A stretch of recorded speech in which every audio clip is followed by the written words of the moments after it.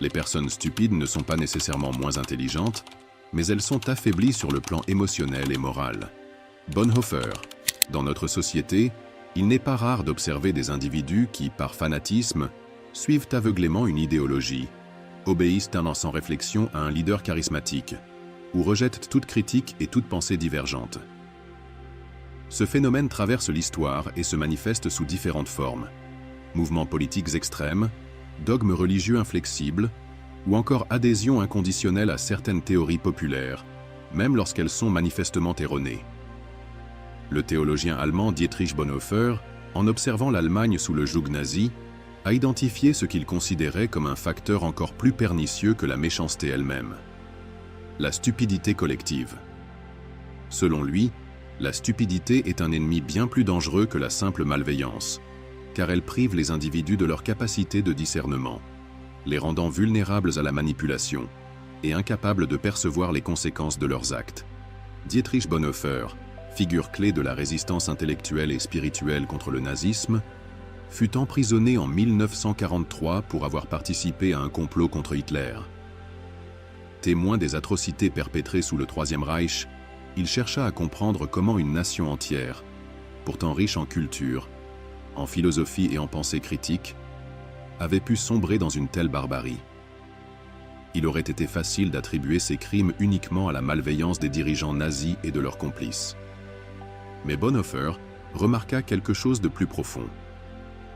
Ce n'était pas uniquement la méchanceté qui avait permis au régime nazi de prospérer, mais surtout une ignorance collective, une abdication de la pensée critique, qui empêchait les gens de voir le mal pour ce qu'il était. Bonhoeffer établit une distinction cruciale entre deux forces destructrices. La méchanceté est volontaire et consciente. Un individu malveillant sait qu'il fait le mal, même s'il justifie ses actes par un intérêt personnel ou un idéal supérieur. La stupidité, en revanche, est une abdication de la pensée critique. Elle ne repose pas sur un manque d'intelligence, mais sur une absence de volonté de réfléchir par soi-même. Ainsi, un individu stupide peut devenir bien plus dangereux qu'un individu malveillant, car il est imperméable à toute remise en question. Il ne cherche pas à comprendre, il suit aveuglément. C'est cette passivité intellectuelle qui permet au régime totalitaire de prospérer. Bonhoeffer a observé un phénomène frappant. La stupidité est plus fréquente dans les groupes que chez les individus isolés. Prenons un exemple concret. Un individu seul, face à un dilemme éthique, prend généralement le temps de peser le pour et le contre. En revanche, lorsqu'il est plongé dans une foule, dans un parti politique ou dans une communauté religieuse extrême, il tend à adopter sans réfléchir les idées du groupe, même si elles sont absurdes ou immorales. L'effet de groupe? Plus un individu est immergé dans une masse, plus il perd son autonomie de pensée. Il devient un rouage d'un mécanisme plus grand que lui, où la remise en question est perçue comme une menace. L'histoire est riche d'exemples. Les procès de sorcellerie à Salem, la montée des totalitarismes du XXe siècle, ou encore les dérives des réseaux sociaux aujourd'hui, où des foules numériques exécutent symboliquement des personnes en quelques tweets. 2. Le pouvoir et la manipulation. Les régimes autoritaires l'ont bien compris. Il est plus efficace de rendre la population stupide que de l'opprimer par la force. En instillant la peur, en diffusant des slogans simplistes et en favorisant la pensée binaire, nous contre eux, les dirigeants empêchent la réflexion critique et assurent leur emprise sur les masses. 3. La peur de la liberté. Nietzsche parle de la morale des esclaves, où les individus préfèrent se soumettre à une autorité plutôt que d'assumer la responsabilité de leur liberté. La liberté de penser est exigeante. Elle demande du courage, de la remise en question, et parfois même de l'isolement. Beaucoup préfèrent la sécurité du conformisme. Lorsque la stupidité domine une société ou un individu, les conséquences peuvent être catastrophiques.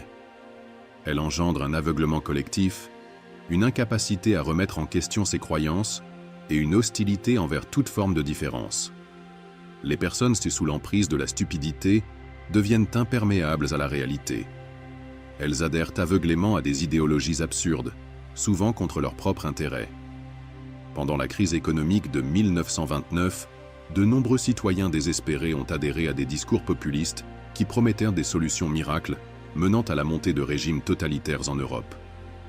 Un homme tenant un panneau affirmant que la Terre est plate, refusant toute preuve scientifique. L'esprit stupide perçoit toute remise en question de son système de pensée comme une menace. Cela engendre une attitude agressive face aux idées nouvelles et aux personnes qui sortent du conformisme.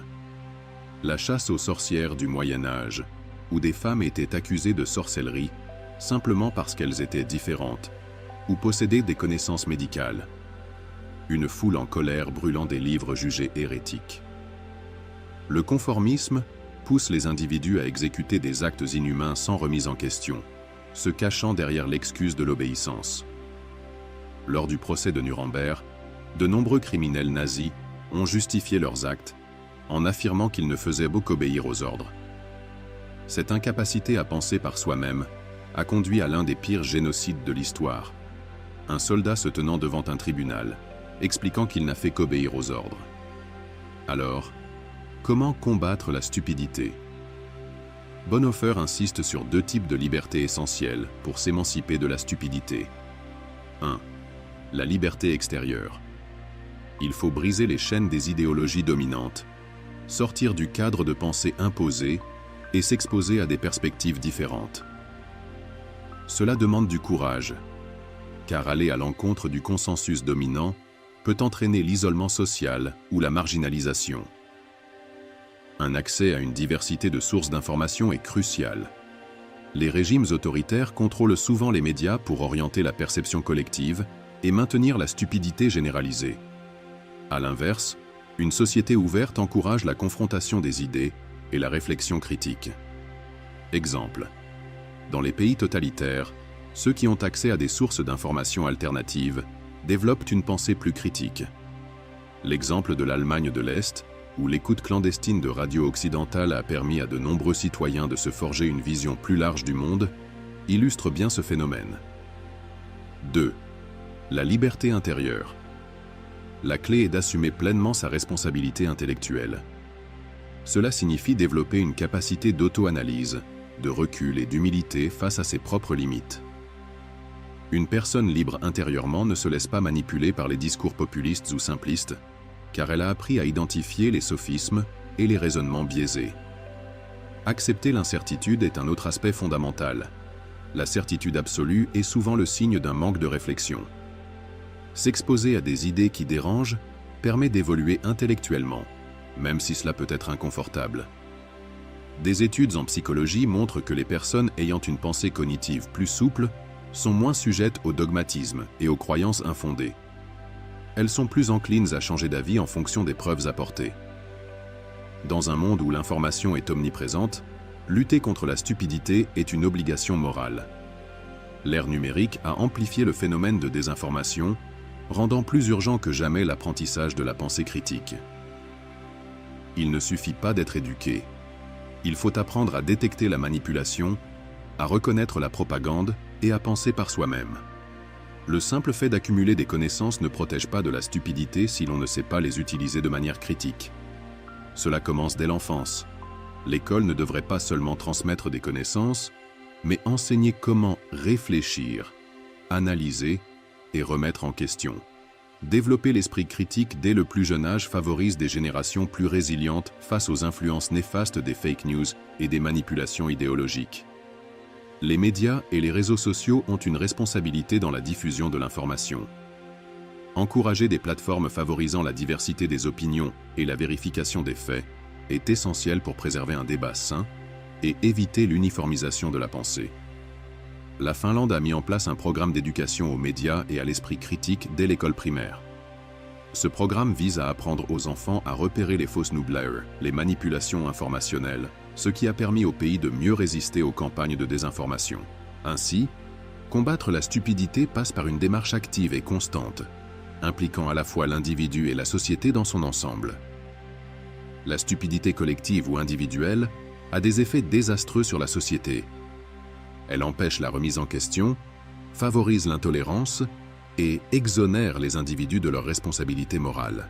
L'éducation et l'esprit critique restent les meilleurs remparts contre ce fléau.